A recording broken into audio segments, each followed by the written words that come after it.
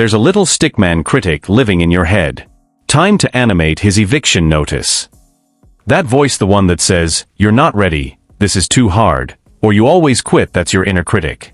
It's an invisible enemy that sabotages your potential from the inside.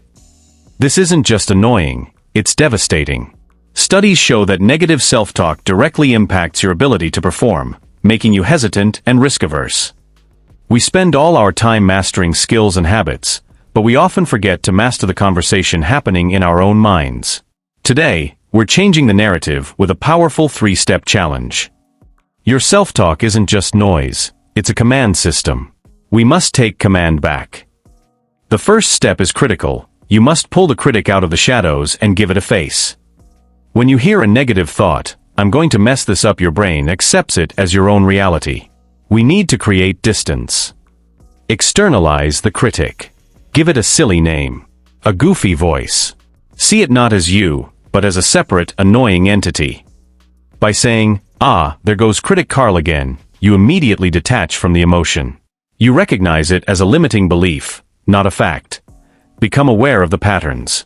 Where does the critic show up? Is it before starting a project? After a small mistake? Identification is the first act of defiance. Your brain generates thousands of thoughts, but you don't have to believe them all. Treat negative self-talk like junk mail. Once you've externalized the critic, it's time for the interrogation. You must stop passively accepting the lies. When the critic speaks, you must immediately ask it 3 questions.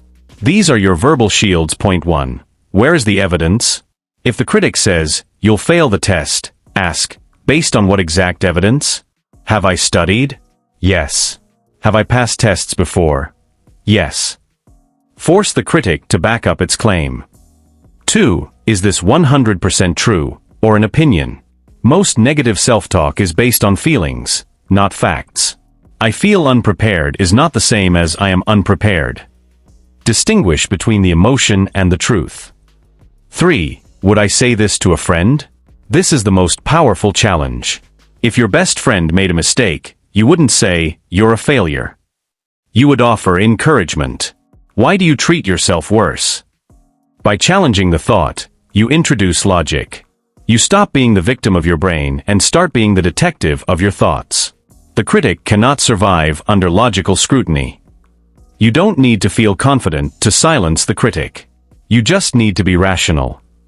It's not enough to silence the critic. You must fill the silence with a new productive script. Nature abhors a vacuum. Whenever you identify and challenge a negative thought, immediately replace it with a constructive, forward-looking statement. 1. From absolute to actionable. Change, "I'm terrible at this," to "I am still learning, and I only need to improve by 1% today." 2. From past to present. Change, "I failed last time," to "That was a lesson. I have new information now." This replacement is a habit. You must rehearse the new script until it becomes the dominant voice. It won't feel true at first, but with repetition, your brain will rewire itself. The thoughts you repeat today become the beliefs you hold tomorrow. You have the method: identify, challenge, replace. Here is your final action plan to start the eviction process today. 1. The 2-week log. For the next 2 weeks, carry a small notebook. Every time the inner critic speaks, jot down the thought. You cannot fix what you cannot measure. Point 2. Master the 3 questions. Memorize the 3 questions. Where is the evidence? Is this an opinion? Would I say this to a friend? This is your defense mechanism. 3. Choose your anchor sentence. Create one short, powerful replacement sentence like "I choose to continue," or "My effort is enough," and use it every time you defeat the critic. Silence the critic. Take control of your mind. The moment you change the conversation in your head is the moment your external success becomes inevitable. What is the one thing your inner critic tells you most often? Share it in the comments below. Let's defeat it together.